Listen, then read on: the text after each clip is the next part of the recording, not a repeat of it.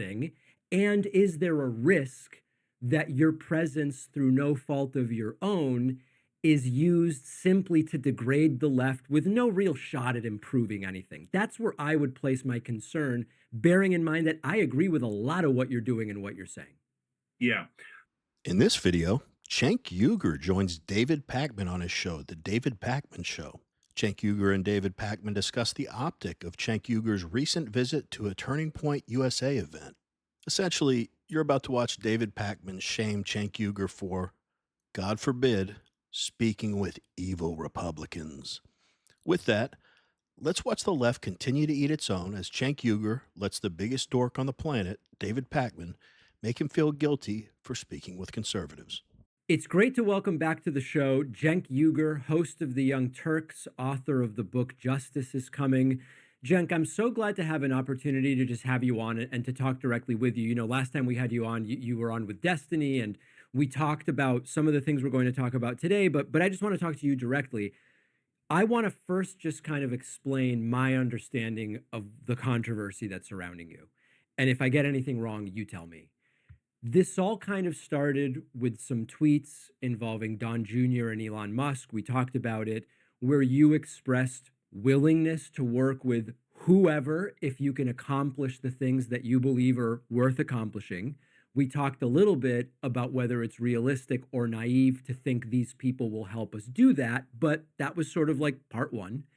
You appeared with Charlie Kirk at America Fest with Turning Point USA. We'll talk about the content of that, but you've also been criticized by some just for appearing there, like just that your presence there was the problem rather than your goals or being there. People are talking about a political 180 like Dave Rubin, which you've explained is not at all what this is.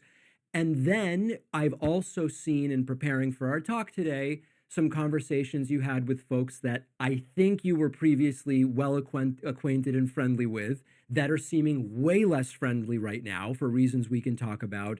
And a lot of people that say they are on the left don't like what you're up to. Is that a fair assessment of kind of where we are right now? Yeah. I mean, the devil's in the details, and that's why we're having this conversation. But as a summary of where people think it stands, yeah, I think that's relatively right. Here's my view after, knowing you for I think 16 or years or something like that at this point, reviewing the appearance, reviewing everything you've said. I don't think there's any problem with going on right-wing shows or appearing at America Fest in principle. I think we should try to talk to the other side. My goal would be try to poach their audiences, try to expose Trump's not really the populist he claims to be or whatever. I think there's no issue there whatsoever.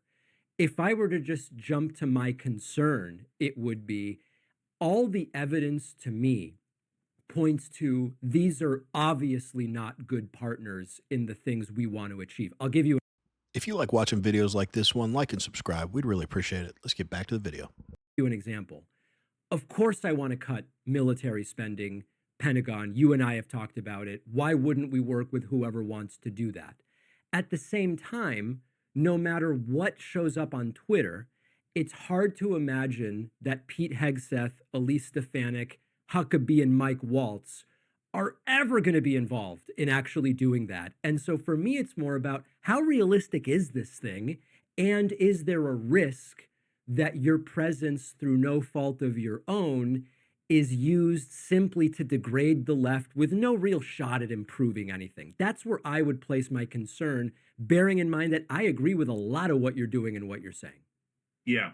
So let me start by acknowledging that I get why people are concerned. Like when you see a pattern, and we've seen Dave Rubin do it and others, Tulsi Gabbard do it, et cetera, Yep. and you see what appears to be the first step there, that your mind goes to the second, the third, and the 18th step. And so, like, if you're on the left and you're just see us doing this peripherally, or you hear it on a different show and they showed you a 15-second clip or something, I get why you'd be concerned, right? Yep. Now, I've been as clear as anyone can possibly be that that is not the path we're taking. And I kind of tore Dave Rubin's head off when Pierce Morgan suggested that we make up. I've got no interest in that. And and what's hilarious is people tune in to the Young Turks live at 6 o'clock Eastern every day, and they go, "Wait, I don't get it. Where's the right wing turn?" They're saying things that are like super progressive, populist, left wing. What the hell are these guys talking about, right? So like I would ask you to not believe people with different incentives. What's really interesting, David, is that when I go on right wing shows and other comments, tons of comments that I get is, wait a minute, I think right wing media lied to me. That's right wingers saying it because Hmm. they say, I just saw like 15-second clip of you saying something outrageous or something that I totally disagree with that they view to be outrageous, right? But when I see you in a conversation, the left is not at all what I thought it was, right? Because the right wing shows have historically have framed the left as the most extreme. That everyone on the left thinks that, fill in the blank, that we should release all the prisoners and not, do anything about crime and whatever thing you could imagine that's the most extreme thing on the left. Almost all the right wing previously believed that was the entirety of the left. Everyone who voted for Biden, Kamala Harris, etc. So when they see us doing this, they're like, "Oh wow!" And that's ironically now the left wing shows are doing the same thing as the right wing shows did. Show 15-second clip and go, "When you see a slight disagreement there, oh that's it. He's a Nazi, he's fascist, etc." So Yeah, I don't think the right wing viewers of any shows or attendees at Turning Point USA have much interest in joining the progressive left, David. Doesn't that just show his mindset, though? That's the first thing he thought of was, oh, I can get more viewers on YouTube. That's where David Pakman's mind's at. It's never about, hey, let's have some conversations and see if we can find common ground. That is not his goal whatsoever. Poach their audience. I mean, some of you may say, "Oh, come on, you know what he's saying." But I've just watched too much of this guy that I know that he does not care about ever really gaining a better understanding of where the other side's coming from, nor does he care about the other side gaining a better understanding of where he's coming from. So he's full of crap. And David said, I think some people think these aren't good partners in what we want to achieve. Well, you know what? I'll have to agree with you. Probably not, David. We're not big fans of socialism, and we think men are men and women are women. Call us crazy, but I don't think the party's going to budge anytime soon on topics like these.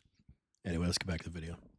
you asked, I know I'm taking a while, but I do want to address the other things because the idea that you're helping them or legitimizing them is absurd. Okay. I there's sort of like a three-part thing that I think will build to the most important aspect of what you just said. So first of all, I think you are doing an awesome job at correctly identifying something that's a major problem for the left and that explains a lot of the right's success, which is they aren't doing, at least right now, these toxic purity tests the way that some on the left do. You've identified the right, if you agree with them on 5% and you're kind of sick of the other options, they welcome you, even if you disagree on 95% of stuff. A lot of the opposite of that is happening on the left. I think that's spot on, and I think it's awesome that you've identified that. I'm almost embarrassed to utter the words I'm about to say, but David Pakman actually said something that's correct. His idea of, I even like the way he worded it, the toxic purity test of the left. Yeah. The only sad thing about him saying this is he's glad that Cenk's identified that. I'm going to ask anybody who's conservative, how long have you known that the left wing needs you to agree 10,000% with every single word they say? And if you don't, then you're out of there. They'll ostracize you. They'll shame you. Which party would you rather be affiliated with, just on that metric alone, or that phenomenon alone? The party that says you agree with us 5% and I kind of don't like the other party, you're welcome over here, or the party that says you agree with everything we say or you're out of here?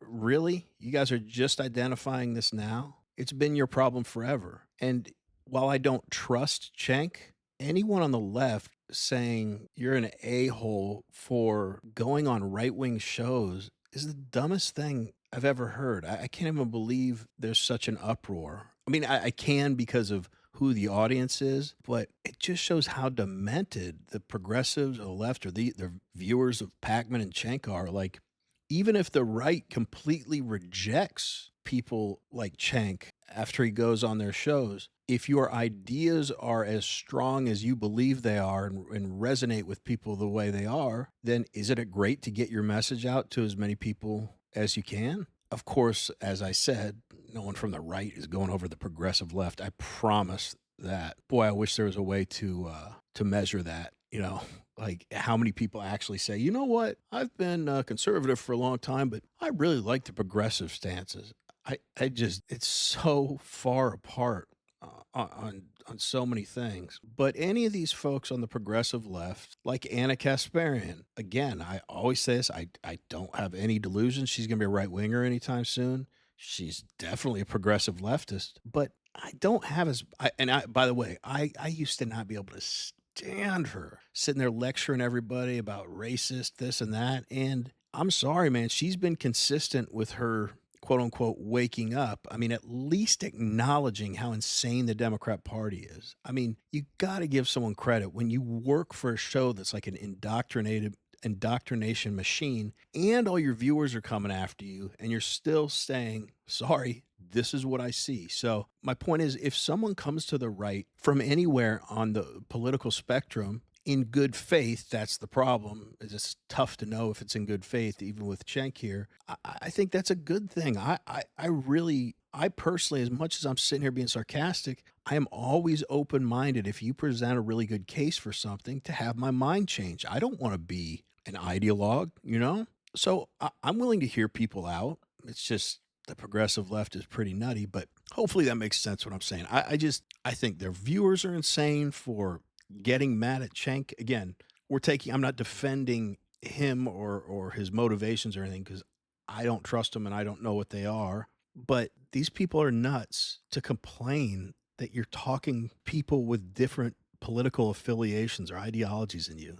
That right there should tell everyone all they need to know about the progressive left, like how insane they are. They'll turn on their own. They've probably been watching Cenk for however long he's been, doing his thing on the Young Turks. And now they are mad at him all of a sudden. Give me a break. Anyway, let's get back to the video. Well, again, we'll see. I get that I'm predicting unprecedented things, but I'm doing that based on what I'm actually seeing on the ground. Listen, my best assessment in having reviewed all of the evidence and in talking to you here is I think it's clear you're not doing a Dave Rubin. I think your heart's in the right place. I think retrospectively, here's my prediction. I'm not big on predictions. I think in a few years you'll say, I was a little naive with my expectations. And I could be wrong, you could be wrong, we don't know. I think if there's a fault here, we've seen you're right, it's been a long time. And for 8, 9 years, almost 10 years now, since Trump came down the escalator and said Mexicans are rapists, the highest value has been they ultimately do support whatever Trump wants. They don't really care about free speech or freedom or family values or money in politics. That's what we've seen for the last 9.5 years. I hear you saying it's going to change, but we are on the same page that it hasn't been that way, right? I think that part we do agree on. Yes, we do. Yeah. All right. Yeah. Did you hear that, everybody who's conservative watching this? The right wing doesn't care about freedom and family. All right, David, we're all just dumb suckers compared to your genius brain. David's just doing his typical passive-aggressive attacks at the person he disagrees with. He's saying that he agrees with Cenk on a lot of this stuff, but basically telling him, you're wrong to do this because in a few years, you'll say that you made a mistake or you were a little naive. And not that anyone need any more evidence, but you see the crap he does. Like, ever since Donald Trump came down the escalator and said Mexicans are rapists, give me a break, dude. You're still going on with this narrative? Really? He's the worst. But we want to hear from you. What do you think about this infighting on the left wing and this conversation between David Pakman and Cenk Uygur? Let us know. Anyway, as always, we really appreciate you watching, and we will see you on the next one.